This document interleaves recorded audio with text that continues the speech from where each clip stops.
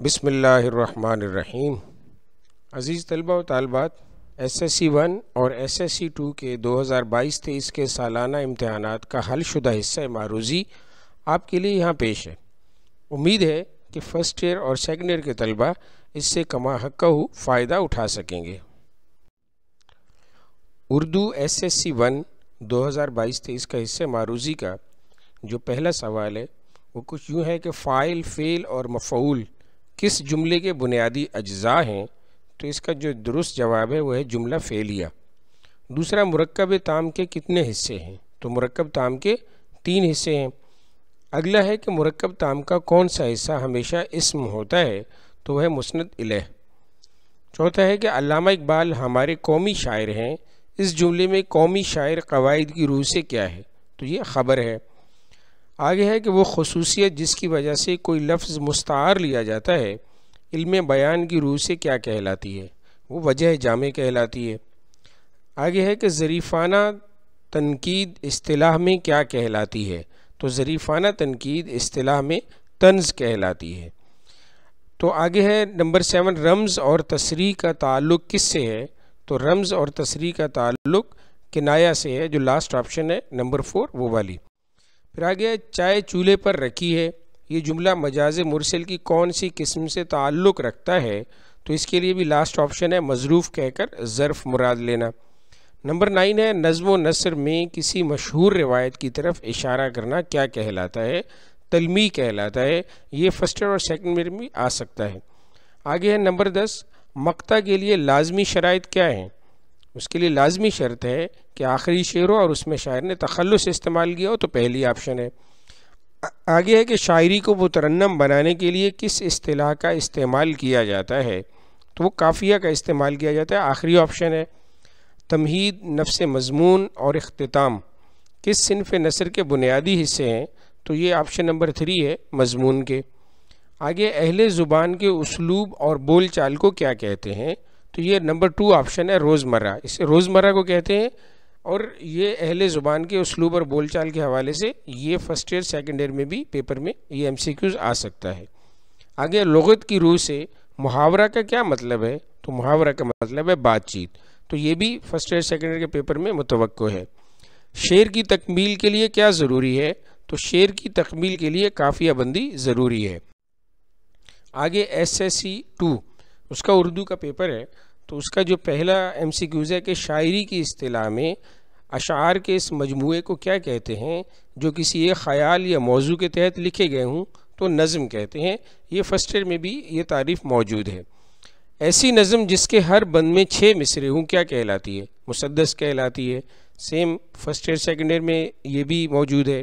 غزل کس زبان کا لفظ ہے؟ غزل عربی زبان کا لفظ ہے، سیکنڈ آپشن ہے۔ تشبیہ میں مشبہ اور مشبہ بے کو کیا کہا جاتا ہے؟ تو طرفین تشبیہ کہا جاتا ہے۔ یہ بھی جو ہے فرسٹ ایئر اور سیکنڈ ایئر کی اردو MCQs کا یہ MCQs ہے۔ ماں نے کہا میرا چاند آ گیا ہے، یہ جملہ قواعد کی روح سے کس کی مثال ہے؟ تو یہ جملہ سیکنڈ آپشن ہے استعارہ کی مثال ہے۔ جملہ اسمیہ کے کتنے اجزاء ہیں؟ جملہ اسمیہ کے 3 اجزاء ہیں۔ آگے نمبر 7 آپشن ہے احمد ذہین ہے، اس جملے میں قواعد کی روح سے احمد کیا ہے؟ احمد پہلی آپشن ہے مبتدا ہے۔ آگے ہے ہرا نے سبق پڑھا، قواعد کی روح سے کیسا جملہ ہے؟ یہ جملہ فعلیہ ہے کیونکہ اس میں فعل یعنی ورب استعمال ہوا ہے۔ نمبر 9 آپشن ہے کسی مقررہ موضوع پر اپنے خیالات، جذبات، احساسات یا تاثرات کا نثر میں تحریری اظہار کیا کہلاتا ہے؟ تو لاسٹ آپشن ہے مضمون کہلاتا ہے۔ نمبر 10 ہے کس صنف نثر کے کردار فرضی ہوتے ہیں مگر ان پر حقیقت کا گمان ہوتا ہے؟ تو یہ افسانہ۔ آگے ہارڈ ویئر کمپیوٹر کا دماغ اور سافٹ ویئر اس کا ذہن سمجھا جاتا ہے، یہ جملہ کس انداز بیان کی مثال ہے؟ تو یہ لاسٹ آپشن ہے تکنیکی۔ نمبر 12 ہے گرمی سے مضطرب تھا زمانہ زمین پر، بھن جاتا تھا جو گرتا تھا دانہ زمین پر، تو اس شعر میں زمین پر کیا ہے؟ تو یہ قواعد کی روح سے زمین پر پہلی آپشن ہے یعنی ردیف ہے۔ غزل کا آخری شعر جس میں شاعر اپنا تخلص استعمال کرے اسے کیا کہیں گے؟ اسے مقطع کہیں گے، سیکنڈ آپشن ہے۔ آگے پیاسی جو تھی سپاہ خدا 3 رات کی، ساحل سے سر پٹکتی تھی موجیں فرات کی، تو اس شعر میں کون سی صنعت استعمال ہوئی ہے؟ اس شعر میں تیسرے یعنی کہ جو جز ہے وہ اس کا آپشن ہے کہ صنعت حسن تعلیل استعمال ہوئی ہے۔ آگے کل کہہ کر جز یا جز کہہ کر کل مراد لینا کو قواعد میں کیا کہیں گے؟ تو اس کو قواعد میں مجاز مرسل کہیں گے، تو لاسٹ آپشن ہے وہ یہاں پہ استعمال ہوئی ہے۔ آگے کچھ اہم باتیں ہیں جو کہ کالج کے خاص طور پر طلبہ کو نوٹ کرنے کی ضرورت ہے۔ اس میں ایک شعر میں 2 مصرے ہوتے ہیں، یہ تو مطلب ہر بندہ جانتا ہے، لیکن پہلے مصرے کو مصرع اولا اور دوسرے مصرے کو مصرع ثانی کہتے ہیں۔ یہ بات ذہن میں رکھیے گا کہ پہلا یعنی ایک شعر میں 2 مصرے ہیں، پہلا مصرع مصرع اولا کہلائے گا اور دوسرا مصرع مصرع ثانی کہلائے گا۔ اور غزل کے سب سے بہترین شعر کو بیت الغزل کہتے ہیں۔ آگے غزل کے کم سے کم اشعار کی تعداد 5 اور زیادہ سے زیادہ 11 یا اس سے بھی زیادہ ہو سکتی، 11 مطلب 11۔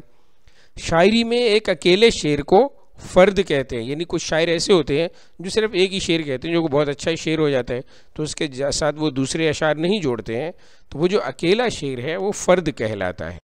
آگے بغیر ترنم کے شاعری کی ادائیگی کو تحت اللفظ کہا جاتا ہے، یعنی اگر آپ کچھ شعراء وغیرہ کے انٹروڈکشن پڑھیں تو عام طور پر کہا جاتا ہے کہ بھی عام طور یہ اپنی شاعری جو ہے وہ تحت اللفظ پڑھا کرتے تھے، یعنی ترنم کے بغیر۔